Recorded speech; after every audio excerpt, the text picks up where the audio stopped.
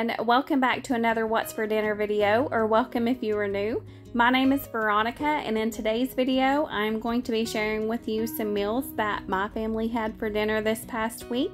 I'm going to be sharing two new recipes that I think that you all will enjoy, and I'm also going to be sharing a meal that me and my husband had while we were on vacation. So I hope this video can give you and your family some meal inspiration.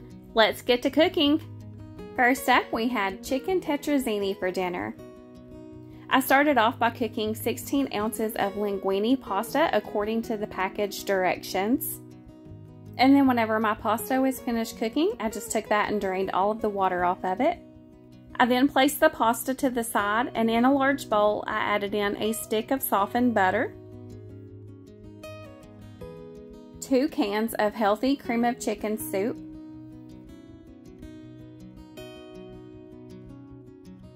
a half of a cup of chicken broth, some salt and pepper to taste, a 16-ounce container of sour cream. I then added in a total of 3 12.5-ounce cans of chicken breast that I had rinsed and drained.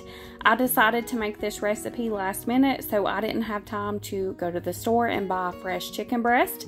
If you prefer using the fresh chicken breast, just make sure it is cooked and diced before adding it into those ingredients.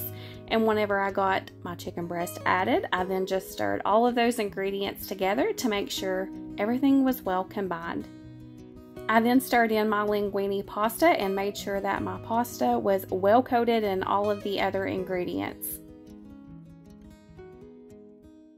I then poured all of that into a large baking dish and spread that in there evenly. I topped it with 2 cups of finely shredded mozzarella cheese,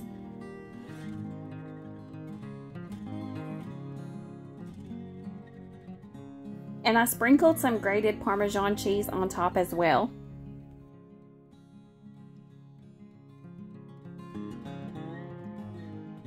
I then placed it in the oven that I had preheated to 350 degrees, and I baked it for 40 minutes. And this is what it looks like whenever it comes out of the oven. This was an easy meal to make, and it was very good. Up next, we had some very juicy seasoned oven-baked chicken breast.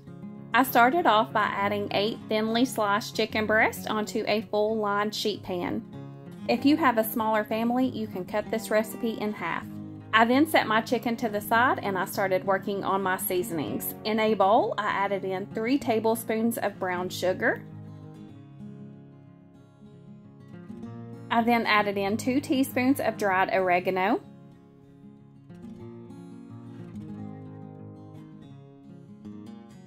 half of a teaspoon of garlic powder, 1 teaspoon of paprika, 1 teaspoon of black pepper, and 1 teaspoon of salt. And then I mixed all of the seasonings together.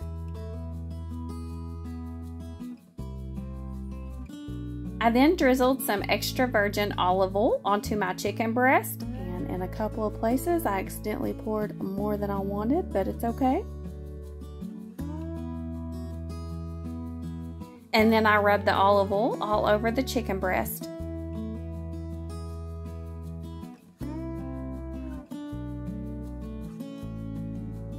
Once I got my chicken coated in the olive oil, I then sprinkled my seasoning on top, and I rubbed the seasoning all over my chicken to make sure that my chicken was well coated in all of that yummy seasoning. This chicken is so good, and in my opinion, these seasonings are perfect together.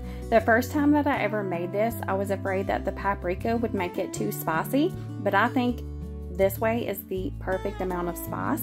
If you like spicier food, then you can of course add more paprika, but this is the way that we like it. And this is actually one of my husband's favorite chicken recipes, and I love how easy it is to make. I then placed my chicken in the oven that I had preheated to 425 degrees, and I baked it for 18 minutes until my chicken reached an internal temperature of 165 degrees. And here's my plate. I also fixed some broccoli casserole to have as a side and some brown and served dinner rolls. I will be sharing my broccoli casserole recipe in an upcoming video, so make sure that you stay tuned for that. It's a special Thanksgiving video that you don't want to miss. Up next, I fixed goulash for dinner. Goulash is one of my family's favorite meals. The way that I fix my goulash is extremely easy, simple, but yet very delicious. I start off by browning 1 pound of lean ground beef, and I also add in 1 diced up sweet onion to my Dutch oven. And whenever my ground beef is finished cooking, I take that and drain most of the grease off of it. I then add in a 28-ounce can of Italian-style petite diced tomatoes, a 15-ounce can of tomato sauce, 1 teaspoon of Italian seasoning, and a dash of Worcestershire sauce. I then stir all of those ingredients together to make sure everything is well combined. I then add in 1 cup of elbow pasta, some salt and pepper to taste, and then I stir all of that together again, and then I place my lid on my Dutch oven and I let that simmer for about 20 minutes or until my pasta is done, and I just stir it in between occasionally, and that way nothing sticks to the bottom of my Dutch oven. And whenever the pasta is done, it's ready to serve. Super easy meal. I also fixed some Great Value 5-cheese Texas toast and some Great Value garlic breadsticks to have as a side, and this meal was delicious. And here is my plate. I like to top my goulash with some finely shredded mild cheddar cheese. This night for dinner, me and my husband ate at Wahlburgers in Cleveland, Ohio. Me and my husband are on vacation and we decided to eat at Wahlburgers, and I am so glad that we did. I have always wanted to eat at Wahlburgers, we've just never had the opportunity to. And I ordered the R Burger, which is Paul Wahlberg's favorite burger, and a side of tater tots, and it was absolutely delicious. That's it for today's video. I hope that you all enjoyed it. Thank you so much for watching, and I hope you all have a great day.